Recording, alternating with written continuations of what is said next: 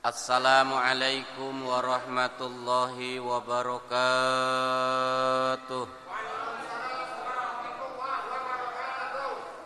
Wih, semangat 45.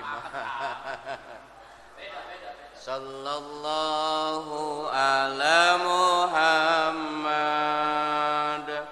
sallallahu alaihi wasallam, sallallahu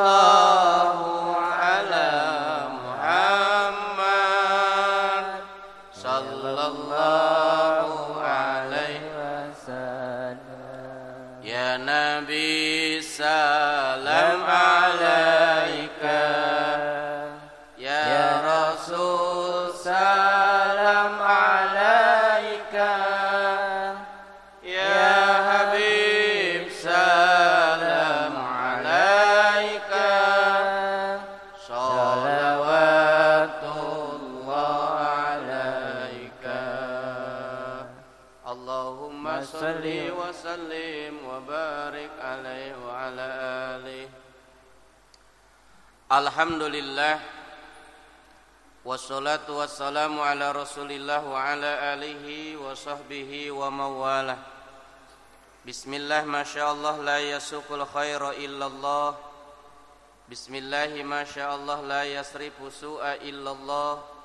Bismillah, masyaallah, ma kana min ni'matin faminallah. Bismillah, la haula wa la quwwata illa billahil aliyyil azim. Al-mukarramun, segenap para alim ulama, para sesepuh, para pinisepuh, bapak-bapak, ibu-ibu, jamaah majlis talim Al-Azhar, apa kabar semua? Saya doakan mudah-mudahan semuanya senantiasa diberikan panjang umur, sehat walafiat, dimurahkan rezekinya, digampangkan segala urusan-urusannya. Mudah-mudahan anak cucu keturunan kita semua menjadi anak keturunan yang soleh dan solehah. Amin ya rabbal alamin. Yang sama-sama kita muliakan di kesempatan malam yang mubarakah malam hari ini, orang tua kita, guru kita semua, Bapak Kiai Haji Abdul Muhdi Al-Ansari sekeluarga, mudah-mudahan juga diberikan panjang yuswa, sehat walafiat, amin ya rabbal alamin. Yang sama-sama kita muliakan dari Bang Ali, alhamdulillah. Sehat Bang Ali ya? Alhamdulillah. Hah? Baru punya anak? Alhamdulillah, mudah-mudahan sehat walafiat. Bang Panji juga sehat walafiat, Pak Sauri alhamdulillah, Pak Gama alhamdulillah sehat walafiat. Iya Mas Sandi, Mas Wahyono. Ini siapa namanya? Yasin, alhamdulillah. Ini kayak abah lagi muda ya. Bang Rahmat, iya. Kiai Ustaz Fahri, alhamdulillah. Pak Haji Koko, Pak Haji Slamet, Pak RT. Piye kabare? Alhamdulillah. Pak siapa? Pak Nurdin. Oh lagi panen? Panen putih. Mas siapa? Abdurrahman Ahmad. Bunda semuanya ya. Istrinya Pak Ali, Bang Ali, Bu Jahro, siapa semuanya dah. Mudah-mudahan kebersamaan kita di malam yang mubarakah malam hari ini senantiasa mendapatkan ridha dan keberkahan dari Allah Subhanahu wa taala. Sering saya katakan jamaah yang dimuliakan Allah, ke Keranji ayo ke Keranji, di Keranji kita minum jamu. Mengaji ayo kita mengaji, dengan mengaji insyaallah kita dapat. Ke Keranji ayo ke Keranji, dari Keranji langsung ke Mekah. Mengaji ayo kita mengaji, dengan mengaji hidup kita menjadi berkah. Alhamdulillah. Ikan sepat, ikan gabus, ayo ting-ting naik getek, lebih cepat lebih bagus, yang penting pulang bawa besek. berkurang. Amin ya rabbal. Jamaah sekalian yang dimuliakan Allah, di kesempatan malam yang mubarakah malam hari ini kita akan melanjutkan pembahasan kita yang dari salah satu kitab klasik, namanya kitab Fathul Qorib. Para jamaah yang dimuliakan Allah, sebelum kita lanjutkan, mari kita bacakan surat Al-Fatihah untuk musannif, mu'allif, penulis, pengarang daripada kitab ini. Mudah-mudahan sebuah karya yang besar yang kita pelajari bersama, mudah-mudahan jadi ladang amal, ladang pahala untuk mu'allif itu sendiri, penulis kitab itu sendiri, dan juga untuk kita semua. Al-Fatihah. A'udzu billahi minasyaitonir rajim. Bismillahirrahmanirrahim. Alhamdulillahi rabbil alamin arrahmanir rahim maliki yaumiddin. Iyyaka na'budu wa iyyaka nasta'in. Ihdinas siratal mustaqim. Shiratal ladzina an'amta 'alaihim ghairil maghdubi 'alaihim waladdallin. Amin. Bismillahirrahmanirrahim. Kita melanjutkan kitab kita Faslun fi Mujibil Ghusli. Pasal ini membicarakan tentang perkara-perkara yang mewajibkan kepada mandi. Maksudnya mandi besar, mandi basah, bukan sekedar mandi biasa. Kalau huruf ginnya dibaca domah, gusli, itu artinya adus, mandi. Kalau dibaca patah, gosli, itu artinya membasuh. Maka dalam konteksnya beda antara mandi dan membasuh. Walaupun dalam prakteknya hampir ada samanya. Jadi kalau dibaca gusli berarti mandi. Kalau gosli membasuh. Jadi niatnya jangan lupa, nawaitul gusla li rab'il hadasil akbari fardhu lillahi ta'ala. Kalau diterjemahkan, niat saya mandi besar fardu karena Allah. Gejebur, jangan lupa niat. Ya. Saya sampaikan ini karena memang masih produktif. Ya, kecuali masih ada beberapa orang. Pak Slamet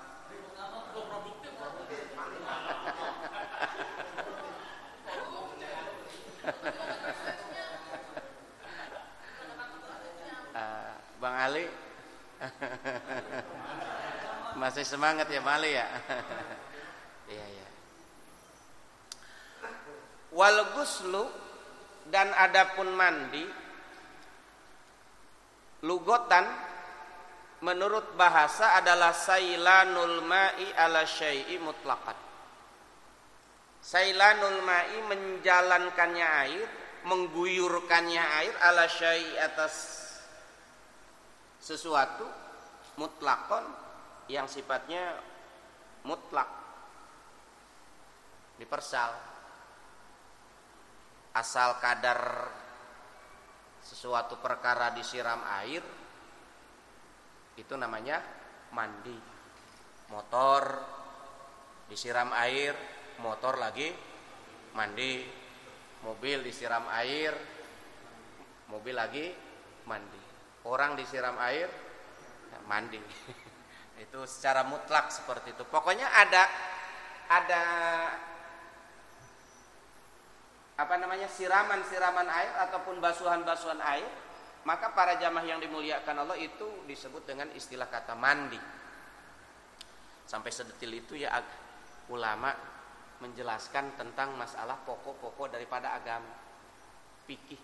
Sebab kemarin dijelaskan agama itu dibagi 4. Pembahasan dalam fikih itu semua rata-rata ada 4. Walaupun dari kitab yang terkecil sampai kitab yang terbesar, Abah pernah punya namanya Al-Majmu ya. Al-Majmu itu berapa jilid kemarin? Hampir 32 jilid. Itu panjangnya Wahbah Zuhaili itu sampai 1,5 meter lebih, saking tebalnya itu. Itu pun walaupun kitab sampai beratus-ratus meter, isinya cuma 4 dalam kaidah fikih. Dalam pembahasan fikih itu cuma 4. Pertama muamalah, pertama ubudiyah, kedua muamalah, ketiga munakahat, dan yang keempat jinayah. Gak ada yang lain. Ubudiyah artinya ibadah. Dari mulai ngatur masalah air, kemudian wudu, ya toharo, kemudian perkara-perkara yang membatalkan wudu seperti sekarang bab mandi, kemudian masuk bab sholat, habis sholat bab zakat, selesai zakat masuk bab puasa, habis puasa masuk bab haji dan umroh, perkara-perkara yang menjadi rukun haji, pembatalan haji dan lain-lain sebagainya. Wilayah-wilayah seperti itu disebut dengan ubudiyah. Apa? Ubudiyah. Tapi yang lebih konteksnya ibadah yang sifatnya vertikal. Betul. Yang kedua, para jamaah yang dimuliakan Allah, ada ibadah yang memang sifatnya horizontal. Fikih menyebutnya dengan istilah muamalah. Apa? Muamalah. Amalah itu saling bekerja sama. Muamalah ada namanya bab bai itu artinya jual beli, ada pembeli, ada penjual, kemudian ada namanya gade, ada utang piutang, kemudian ada yang namanya salem, pesan, duitnya belakangan, kemudian ada rohn dan lain-lain sebagainya, ada juala, ada wikala, ada mudharabah. Konteks-konteks seperti itu disebut dengan istilah muamalah dan itu dijelaskan dalam fikih. Dan yang ketiga ada yang namanya munakahat. Munakahat itu apa? Pernikahan. Rukunnya nikah, syaratnya jadi suami bagaimana? Bahkan di antara syaratnya jadi suami, calon suami itu para jamaah yang dimuliakan Allah, ad-dzukuru yaqinan. Ad-dzukuru yaqinan, kelaki-lakiannya itu harus jelas. Betul Pak, sampai dijelaskan sedetil itu. Jadi kalau nggak jelas kelaki-lakiannya jangan kawin. Hah? Apa? Nah itu dijelaskan dalam ilmu fikih bab munakahat. Syaratnya jadi wali, syaratnya jadi saksi, kemudian setelah membicarakan masalah pernikahan sampai masuk pada ijab qabul. Bagaimana kalau anaknya perawan gadis, bagaimana kalau kalau perempuannya janda. Apa? Janda. Bahkan lagunya ngetren sekali. Kuda yang mana? Kuda yang mana? Kuda yang Tuhan senangi. Kuda yang apa? Kuda yang putih di dalam kandang. Janda yang mana? Janda yang mana? Janda yang Tuhan senangi. Janda yang putih berambut panjang. Nah itu dijelaskan dalam, maaf Bu, ini mah ilmu fikih ya. Jangan tersinggung. Bagaimana kalau gadis, bagaimana kalau janda, itu dijelaskan dalam bab munakahah. Selesai membicarakan munakahah, masuk kepada bab tolak, cerai. Ada cerai tolak itu ada dua. Dari sisi pengucapannya ada yang rojih itu sorry, maaf bukan rojih, sorry, jelas. Seperti begini, suami mengatakan kepada istrinya, tolak tuki, aku ceraikan kamu, aku menceraikan kamu, ataukah parok tuki, aku berpisah denganmu, engkau bukan lagi istriku dan aku bukan lagi suamimu. Sengaja tidak sengaja bercanda ataupun main-main, jatuhlah tolak satu kepadanya. Makanya jangan dianggap main-main dengan masalah urusan tolak. Sehebat apapun ribut di dalam rumah tangga, jangan sampai bawa-bawa terhadap masalah tolak. Sebab jatuh talaknya satu. Jatuh talak satu. Ya Bunda, jadi kalau suami kita udah kadong keceplosan, aku ceraikan kamu. Para jamaah yang dimuliakan Allah, itu jatuh talak satu. Yang kedua ada tolak namanya kinayah. At-tolakul kinayah, at-tolaku bil kinayah, sindiran. Seperti suami nyuruh pulang ke istrinya, dah, hatiku tak lagi ada rasa cinta terhadapmu. Aku tak lagi membutuhkan umpamanya. Ya, pulanglah, sudah pulang. Tengok ke ibu bapak kamu umpamanya. Nah, para jamaah yang dimuliakan Allah, kalau dengan kata-kata seperti itu, maka ada dua. Kalau itu membutuhkan kepada niat. Kalau dia niati untuk menceraikan istrinya dengan mengatakan seperti itu, mengusir istrinya dengan niat untuk menceraikan istrinya, jatuhlah talak satu kepadanya. Tapi kalau tidak niat menceraikan istrinya, tidak jatuh talak satu kepadanya. At-talaqu marratani fa imsakum bima'rufin aw tasrihim biihsan. Kesempatan tolak itu ada dua kali. Tolak pertama dan yang tolak kedua. Itu bisa dirujuk, namanya tolak rujuk. Tolak apa? Rujuk-rujuk itu suaminya bisa kembali kepada istrinya hanya dengan mengatakan, ayang beb, hujan terus, abang rujuk. Umpamanya, kan adanya begitu. Kalau mau balik mah beda, waktu menceraikan, ceraikan. Matanya melotot, suaranya menggelegar. Tapi ketika mau rujuk, maafin ya, pelan. Betul apa betul? Abang rujuk. Kata istrinya, no way, nehi. Walaupun istrinya bilang nehi, no way, tetap kembali menjadi suami istri. Gak boleh menolak istri. Gak bang, hati ini, oh pura-pura. Oh pura-pura katanya. Jadi lagunya jangan pura-pura. Nah itu para jamaah yang dimuliakan Allah, ketika suami mengatakan Neng, kalau panggilnya Neng, Umi, kalau panggilnya Umi, kalau panggilnya Ayang ya rujuk. Rujuk itu apa artinya? Balik. Maka sah. Walaupun istrinya menolak, tidak mau, tetap menjadi ikatan suami istri. Dan istri tidak boleh menolak kewajiban-kewajiban kepada suami. Insya, itu dua kali itu boleh dirujuk. Nah, bagaimana kalau terjadi kekerasan dalam rumah tangga, KDRT, kekerasan dalam rumah tangga? Suka ada kekerasan dalam rumah tangga. Kira-kira perlu nggak kekerasan dalam rumah tangga? Ya kalau nggak ada kekerasan mah nggak punya anak.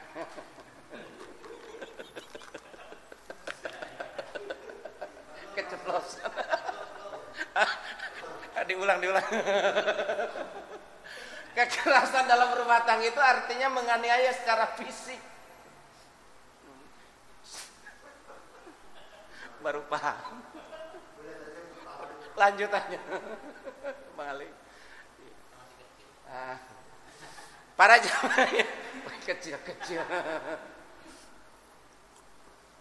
Para jamaah sekalian yang dimuliakan Allah. Kalau umpamanya kan dalam rumah tangga kan kita tidak tahu suaminya galak, maksudnya ringan tangan, bentar-bentar, jeb kanan jeb kiri, dihantam kanan hantam kiri pipinya, sampai tadinya rapi, giginya sekarang tinggal 2, gara-gara dipukulin sama lakinya. Nah itu. Nah para jamaah yang dimuliakan Allah, bagaimana? Maka agama mengajarkan seorang suami tidak boleh menampar istrinya, terutama di bagian apa? Wala yadribul wajha.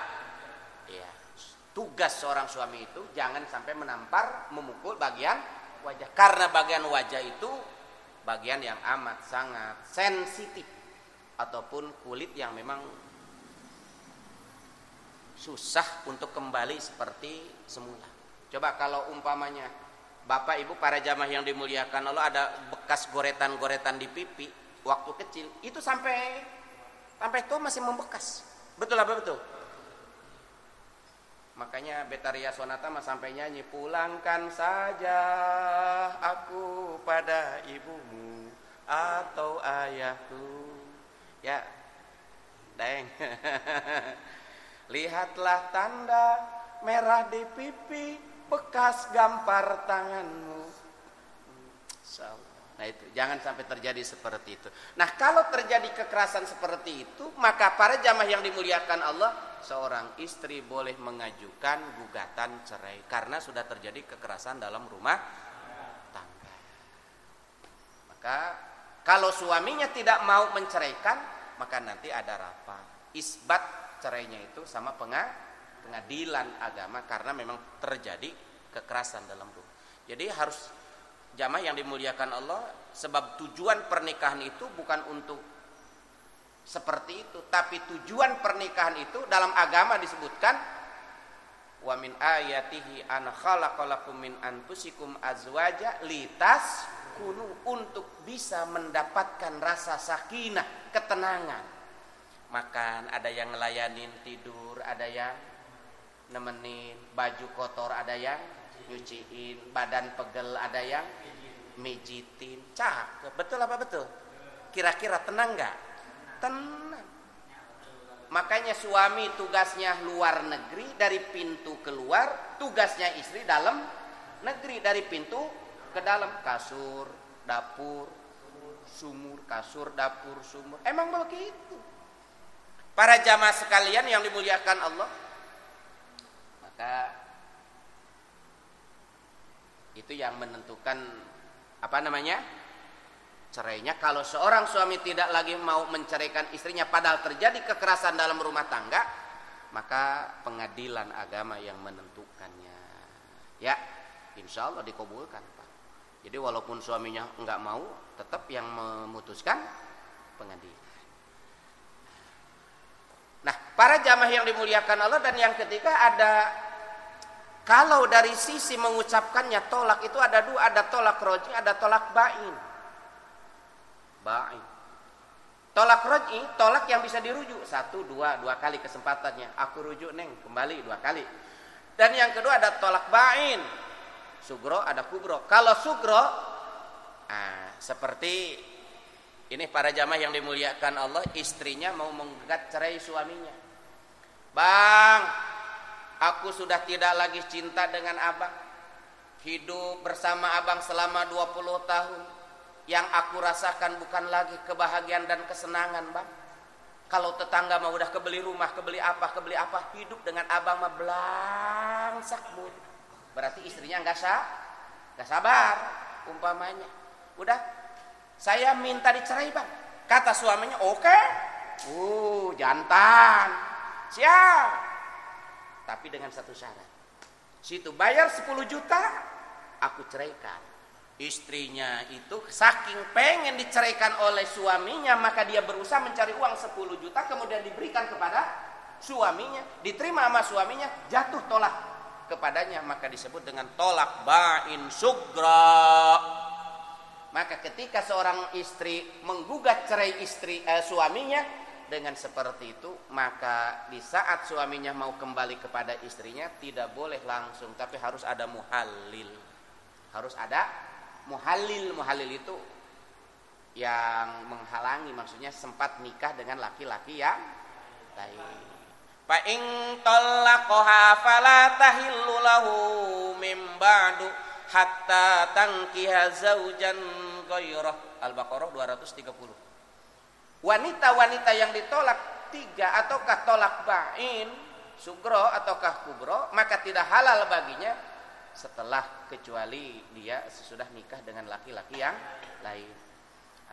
Itu begitu. Jadi kawin dulu dengan laki-laki yang lain, kemudian melakukan hubungan suami istri, kemudian dicerai lagi, kemudian tunggu iddah 3 bulan 10 hari, maka boleh kembali kepada suami yang pertama.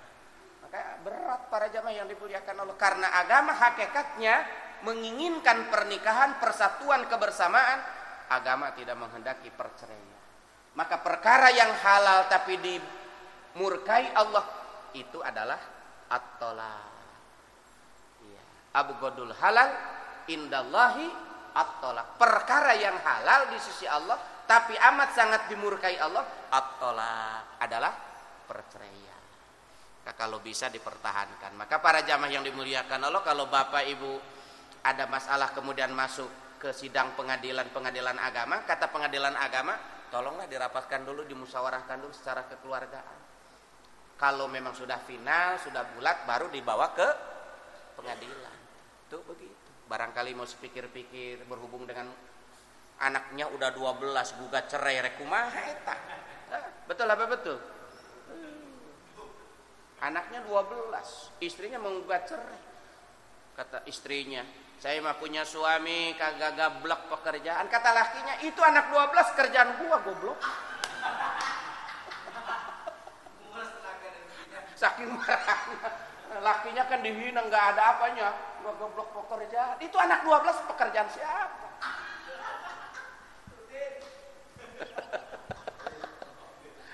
Bang Li, lanjut. Kok sampai ngaji bab ke situ-situ ini ngaji? Ya nggak apa-apa lah. Dikit lagi. Ataukah ba'in kubro? Nah. Ba'in kubro itu wanita yang diceraikan dengan tolak 3. Tolak, aku ceraikan kamu 10. Maka jatuhnya tolak 3. Jadi walaupun 10 ngomongnya nggak ada tolak 10, tapi jatuhnya tolak.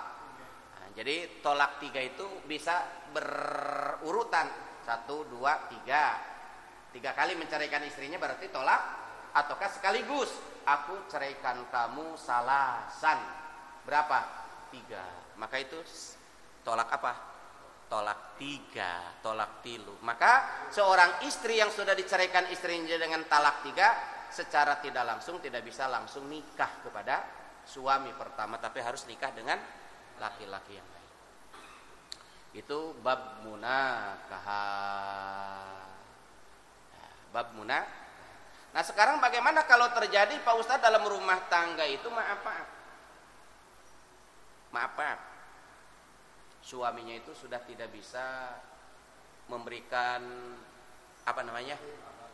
nafkah secara batin, ya, dalam konteks kondisi sakit maka para jamaah yang dimuliakan Allah, itu seorang perempuan bisa mengajukan gugatan cerai. Kalau enggak sabar, tapi kalau mau sabar, ya kita harus bagaimana lah, ya harus begitu. Maka terserah namanya kepada perempuan. Kalau memang sabar, ya lakoni.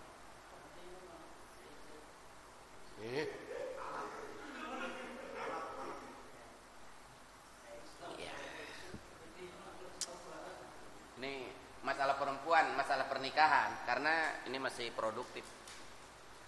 Dan yang keempat, fikih itu membicarakan tentang masalah jinayah. Jinayah itu apa? Kriminal. Kita lanjut. Para jamaah yang dimuliakan Allah, wa syar'an, dan mandi menurut agama. Syar'an itu agama, konteks agama. Sailanuhu ala jamil badan, mengocorkannya air ala jami'il badan, ke seluruh badan, biniyatin mahsusotin, dengan niat tertentu, yaitu niat mandi besar. Nawaitul gusla, dalam hati niat saya mandi fardu, pakai fardu karena Allah. Lalu bagaimana Pak Ustadz kalau embel-embelnya niat saya mandi habis haid? Tidak mesti. Jadi kalau perempuan ada yang sudah selesai haidnya kemudian mandinya nawaitul gusla lirofil hadasil akbari anil haidi, nggak usah, cukuplah niatnya niat saya mandi fardu karena Allah, baik dari haid, nifas, melahirkan, itu cukup dengan niat seperti itu, biniyatin mahsusotin. Jelas ya? Nah para jamaah sekalian yang dimuliakan Allah, Walladzi yujibul ghusla sittatu asya,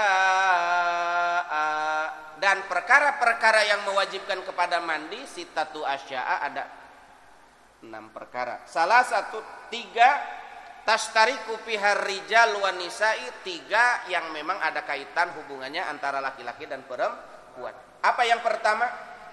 Iltiqaul hitanaini, pertemuan 2 alat kelamin, laki-laki dan perempuan. Maka dua-duanya wajib mandi. Nah, ukurannya nanti dijelaskan para jamaah yang dimuliakan Allah. Wayu baru, dan diibaratkan an hadzal iltiqai, daripada pertemuan ini, bi ilaji hayyin wadihin, maaf, memasukkannya hayyin, orangnya hidup, yang memasukkannya hidup orangnya, wadihin jelas,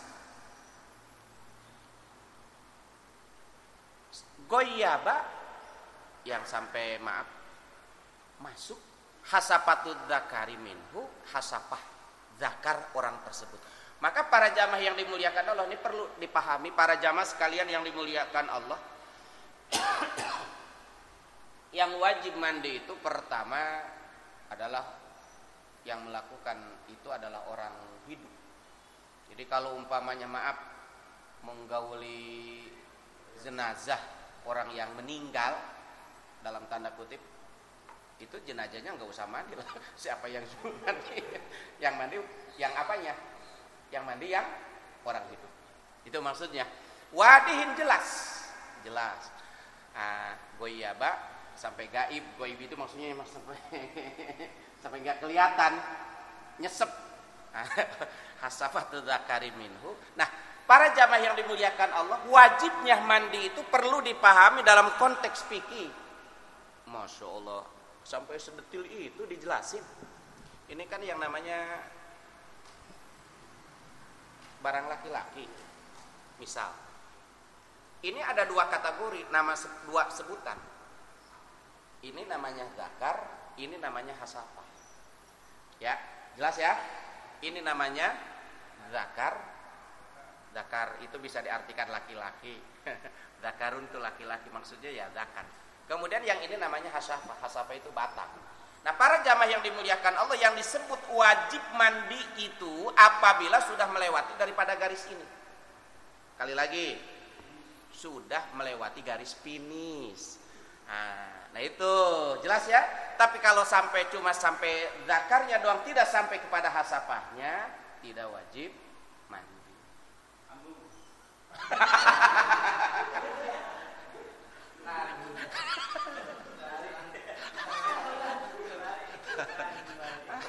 Masalah. Sampai ada cerita kopral sama kolonel. Kalau orang lain mah Pak, katanya anak itu jadi kolonel, kita mah kopral lagi. Tanya sama keluarga yang udah hasil. Ditanya tuh yang punya anak kolonel, itu rahasianya apa? Ya, kalau saya pengen punya kolonel itu kalau berhubungan suami istri tidak semuanya. Jadi cukup sampai di kepala. Satu waktu dipraktekin, oh, kata bininya, Pak, nggak apa-apalah, nggak kolonel juga, kopral juga ya.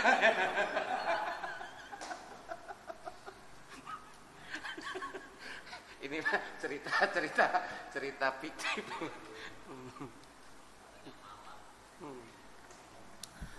Nah, ya, ini jelas ya. Jadi patokannya. Jadi kalau sudah lewat daripada finish baru wajib mandi. Au qadraha min maqtu'iha, ataupun ukuran daripada min maqtu'iha, daripada batas di mana bekas dipotong. Lalu bagaimana amal mayyitu fala yu'adu ghusluhu bi ilajin fi, kalau seandainya ada mayat fala yu'adu, maka tidak usah diulang ghusluhu mandinya bi ilajin fihi, kalau ada yang masuk. Jadi kalau mayat enggak usah diulang. Sekali lagi, Jadi kalau jenazah nggak usah diulang. Wa amal hunsal muskil, adapun wandu itu bahasa kita apa ya? Banci. Muskil itu yang sukar, angel. Muskil itu yang sakal. Pala gosala alaihi bi ilaji hasapatihi, maka tidaklah wajib mandi bi ilaji hasapatihi dengan memasukkan hasapannya. Wala bi ilaji fi kubulihi, juga tidak wajib mandi dengan cara memasukkan di kubur. Jamaah yang dimuliakan Allah, dalam konteks banci itu ada dua. Ini ilmu. Pertama ada yang muskil, yang kedua ada guer muskil. Tapi rata-rata guer muskil. Yang muskil itu Allah menciptakan seseorang itu dengan dua kelamin. Laki-laki punya, perempuan juga punya. Iya. Ada enggak? Ada enggak? Ada. Itu namanya unsa muskil. Yang kedua ada goer muskil. Kalau goer muskil itu ya gampang, tidak susah. Cuma wataknya doang ataupun tabiatnya doang yang ke perempuanan, tapi sesungguhnya dia adalah. Nah, itu para jamaah yang dimuliakan Allah. Kalau bahasa istilah sekarang waria. Wanita. Ya itu. Wa-nya wanita, ria-nya pria. Wanita padahal pria. Nah, para jamaah yang dimuliakan Allah, maka untuk yang goer muskil, yang tidak muskil itu gampang, karena memang dari sisi kelamin cuma satu, laki-laki. Cuma gayanya doang perempuan. Lalu bagaimana dimandiinnya? Cara memandikannya ya dihukumi laki karena memang jenis kelaminnya laki-laki. Jangan susah-susah diambil domir perempuan dan domir laki-laki, domir laki-laki, domir perempuan, Allahumma gfir lahu wa ngedoain kan begitu, Allahumma gfir lahu warhamhu laki-laki, perempuan maksudnya. Ada tetangganya PA. Itu para jemaah sekalian ya. Gak usah Allahumma gfir lahu. Orang jelas kelaminnya apa? Laki-laki. Maka Allahumma gfir lahu warhamhu wa'afihi wa'fu anhu. Jelas ya? Adapun yang wanita unsa muskil ini, maka dalam konteks mazhab Syafi'i, dalam kitab fikih-fikih yang lain dijelaskan itu cara menghukuminya bagaimana Pak Ustadz. Nah, Imam Syafi'i mengadakan sebuah riset, sebab tidak semua namanya itu ada macam-macam. Ada yang pipis dari kelamin laki-laki, ada yang pipis dari kelamin perempuan, walaupun dua-duanya, tapi tidak ada yang bersamaan, dari atas ngocor, dari bawah ngocor. Nah itu, tapi mesti dari salah satunya. Maka para jamaah yang dimuliakan Allah, untuk menghukuminya maka ditentukan dari mana dia mengeluarkan air kencingnya. Kalau mengeluarkan air kencingnya dari kelamin laki-laki, maka dihukumi laki-laki. Kalau mengeluarkan air kencingnya dari kelamin perempuan, maka dihukumi dengan perempuan. Jelas apa enggak? Nah itu gitu. Makanya nggak usah Allahumma gfir lahu warhamhu wa'afihi. Nggak ada tuntunannya kayak begitu. Kan udah jadi jenazah Pak Ustadz, taunya dari mana? Tanya keluarganya, ibu dan bapak. Para jamaah yang dimuliakan Allah. Wa minal mustarok, kemudian dan yang biasa bersamaan antara laki dan perempuan itu adalah inzalul mani. Keluarnya air mani min syahsin bi ghairi ilajin, dari seseorang tanpa melalui proses pemasukan. Nah ini para jamaah sekalian yang dimuliakan Allah, wa in qalla, walaupun sedikit. Jadi dalam cairan itu ada 3 jenis namanya. Perlu dipahami nih ilmu nih, Bang Rahmat dengerin. Yang pertama ada namanya wadi. Yang kedua ada namanya madi. Dan yang ketiga ada namanya mani. Wadi, madi, mani. Kalau wadi itu cairan yang keluar ketika kita sudah mengalami kelelahan, capek, suka keluar. Itu najis. Dan tidak wajib mandi. Najis. Hanya cukup berwudu, tidak wajib mandi. Nah, para jamaah yang dimuliakan Allah, adapun madi itu air yang keluar sebelum air mani. Seperti terangsang berat, umpamanya lihat tayangan-tayangan menghayal sampai, nah itu cairan itu namanya madi. Itu hukumnya najis. Jadi kalau kena kain, sarung itu kudu dicuci. Tetapi tidak sempat keluar air mani, Pak Ustadz. Nah, itu tidak wajib mandi selama tidak keluar. Adapun yang mewajibkan mandi itu adalah keluarnya air mani. Dan beda kalau air mani itu cara keluarnya itu dalam Al-Qur'an mimma inda fiki yakhruju mim baini sulbi wat taraib. Mimma inda air yang memancar. Yang loncat lah airnya gitu. Nah, itu ya. Para jamaah sekalian yang dimuliakan Allah. Satu lagi, nggak berasa ngaji. Dan yang ketiga yang bersamaan di laki-laki dan perempuan itu al-maut, adalah orang meninggal. Laki-laki meninggal, perempuan juga meninggal. Perempuan kudu dimandiin, laki-laki juga kudu di illa fi syahidi, kecuali orang yang mati dalam keadaan syahid. Maka itu mah tidak usah dimandiin. Tidak usah dimandiin. Karena darah-darahnya itu kelak bakal jadi saksi pada hari kiamat. Bahkan ada orang yang mati syahid ketika dibangunkan pada hari kiamat, dibangunkan, hidupkan, nanti bakal hidupkan. Inna nahnu nuhil mauta wa naktubu ma qaddamu wa asarahum wa kulla syai'in ahsaynahu fi imamin mubin. Allah. Nanti orang-orang yang sudah mati, sudah meninggal itu nanti bakal dihidupkan kembali.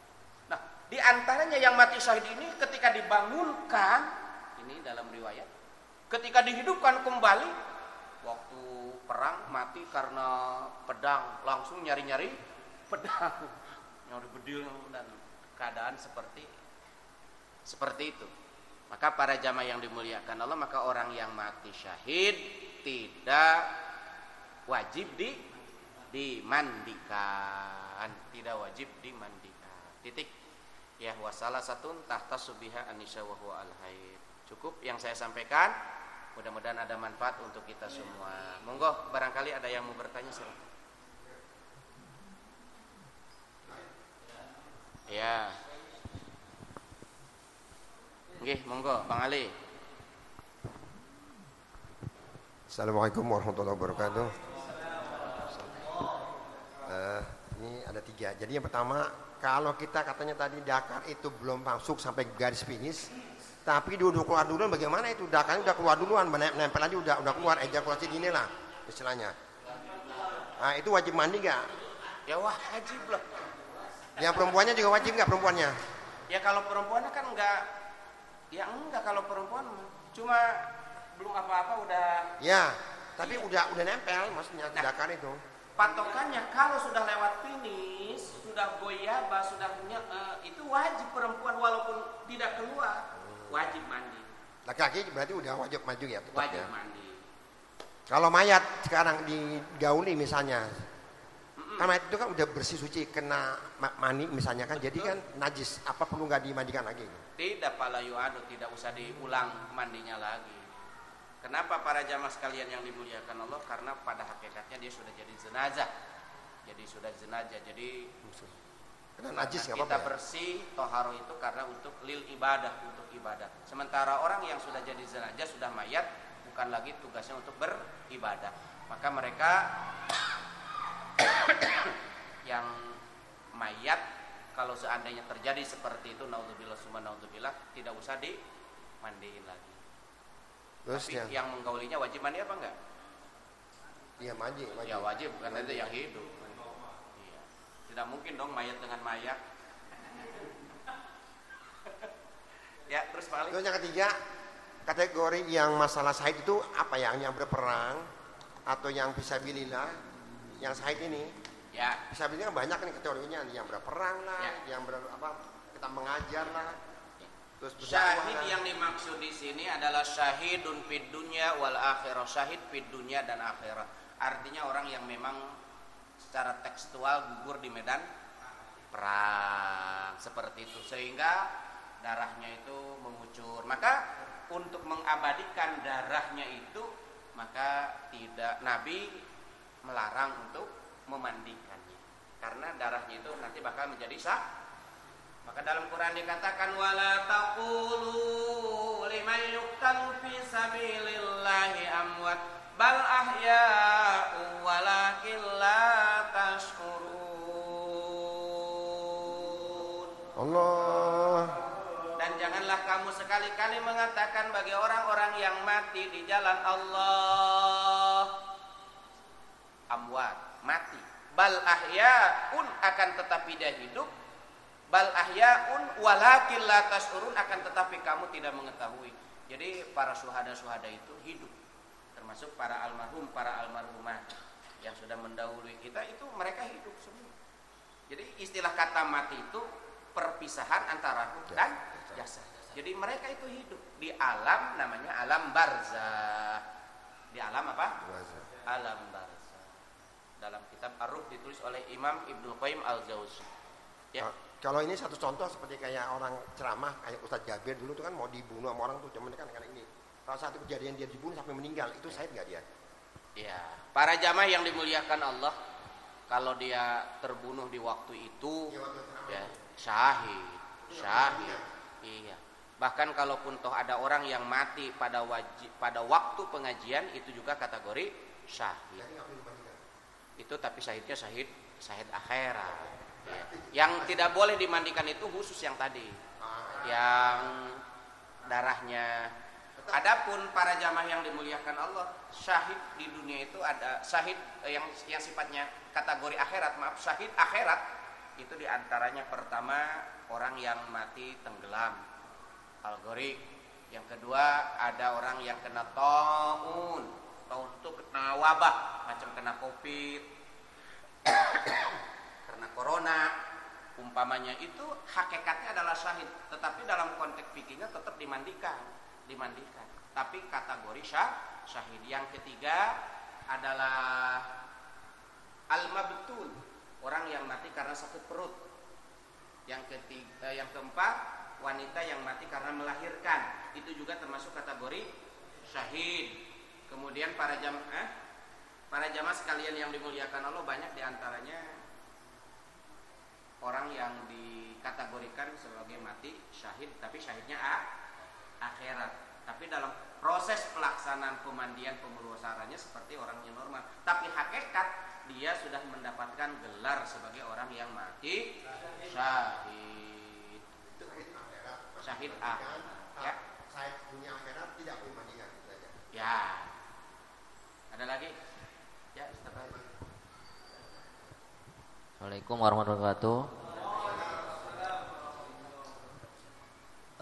Ustaz mau bertanya, ketika kita berhadas nih Ustaz, jadi status berhadas kan banyak, belum mandi, setelah berhadas belum mandi, tapi misal kita potong kuku atau ada rambut yang rontok atau semacam itulah Ustaz, ada bagian-bagian kecil dari tubuh kita yang belum dimandiin, yang jatuh dari tubuh kita tapi kita belum mandiin Ustaz. Nah, itu status kayak rambut, kuku, apa yang terpisah dari tubuh kita, gimana Ustaz sebelum kita mandi? Terus ketika kita mandi itu perlakuannya gimana, atau nggak apa-apa atau gimana Ustaz? Ya. Terima kasih. Bapak Ibu para jamaah sekalian yang dimuliakan Allah, ketika anggota tubuh kita sudah berhadas besar, maksudnya berarti itu harus dibersihkan dengan mandi besar. Nah, bagaimana dengan umpamanya rambut, kuku Maka selama kita berhadas, di saat kita sedang hadas, usahakan jangan menyisir, jangan memotong kuku, jangan, ya biasanya menyisir dan potong kuku. Untuk apa maksudnya? Untuk menjaga bahwa potongan-potongan kuku itu sudah betul-betul kita mandiin dulu. Kalau sesudah mandi nggak jadi masalah. Nah, maka para jamaah yang dimuliakan Allah, bahkan saking detilnya orang tua kita dulu, waktu wanita sedang dalam keadaan haid, dalam rambutnya gatal, kemudian dinyisir, kemudian setiap helai rambut itu dikumpulkan. Setiap helai rambut itu kemudian dikumpulkan, ditaruh di kertas. Itu maksudnya apa? Di saat dia mandi ikut juga dimandikan. Maksudnya apa? Karena rambut yang rontok itu rontok di saat dia sedang berhadas. Jadi tetap harus dijaga. Jangan sampai waktu hadas kita memotong kuku. Boleh sih motong kuku menjadi masalah, cuma jangan sampai terbuang begitu, karena potongan-potongan kuku itu sedang dalam keadaan hadas. Sebab nanti potongan-potongan kuku rambut itu nanti bakal dikembalikan kepada penciptaan seperti semula. Ketika ruh dikembalikan kepada jasadnya, wa idan